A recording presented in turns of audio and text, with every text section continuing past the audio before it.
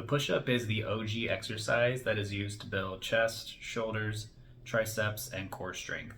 The beauty of this exercise is that there are so many ways to manipulate it and make it more suitable for whatever your training goals are. The placement of your hands or elevation of your legs when doing the push-up can enhance muscle activity of certain muscles while also lowering the activity of others. This is one reason why it's beneficial to do a variety of push-ups, along with just not getting bored of doing the same variation over and over. So for this video, I wanted to go over the differences between hand positions of the push-up, specifically how going wide versus narrow versus shoulder width can affect the training outcome of the exercise. Wide-based push-ups would be hand placement outside of your shoulder width or roughly 50% of your shoulder width.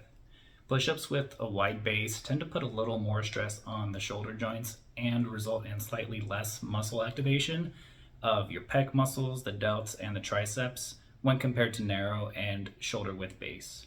However, that doesn't mean that these types of push-ups should be abandoned from your training altogether unless they cause you any pain.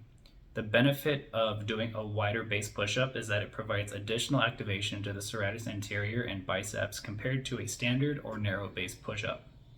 The serratus anterior is an important muscle as its location from the ribs to the border of the scapula is mainly responsible for protraction and stabilization of your scapula. Though you will still get activation of this muscle while doing shoulder width and narrow base push-ups, the wide base shines in activating it the most, along with getting in some additional activation to your biceps. So if your training session is short on bicep work that day, or you want to get some more activation in the serratus anterior to improve shoulder range of motion and stability, then doing a wider base push-up would be a great option. Narrow base push-ups would have a hand placement much closer together than a wide base, or roughly 50% narrower than shoulder width. Now this style of push-up has the benefit of activating the pec major, pec minor, triceps, posterior delts, and infraspinatus way more than its standard width and wide base counterparts. Assuming your goal is to maximize strength and size in your chest, triceps, and shoulders, the narrow base push-up would be the best go-to option as you're essentially getting more bang for your buck or more muscle stimulation per rep compared to the other two options. The standard or shoulder width push-up is the basic variation of the push-up where your palms are directly aligned with your shoulders. Now the shoulder width push-up does everything a push-up is meant to do, including building chest, shoulder, tricep, and core strength.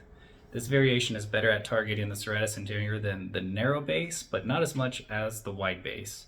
It also gets less activation in the biceps compared to both narrow and wide base push-ups, but quite frankly, we don't really do push-ups for bicep growth anyways, as there are many other exercises we can do to better stimulate the biceps. The shoulder width push-up is also not as effective as the narrow base for stimulating the chest, arms, and shoulders, but still does a great job of this regardless, especially compared to the wide base push-up.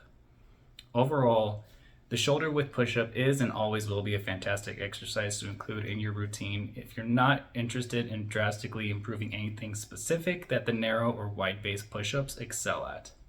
Also, if you find a narrow or wide base push-up uncomfortable or painful, then the shoulder width is available to do if it's more suitable for you.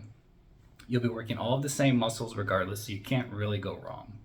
That's all I got for this video. Thank you for watching. If you have any questions, please feel free to leave them in the comments below, and I'll see you in the next one.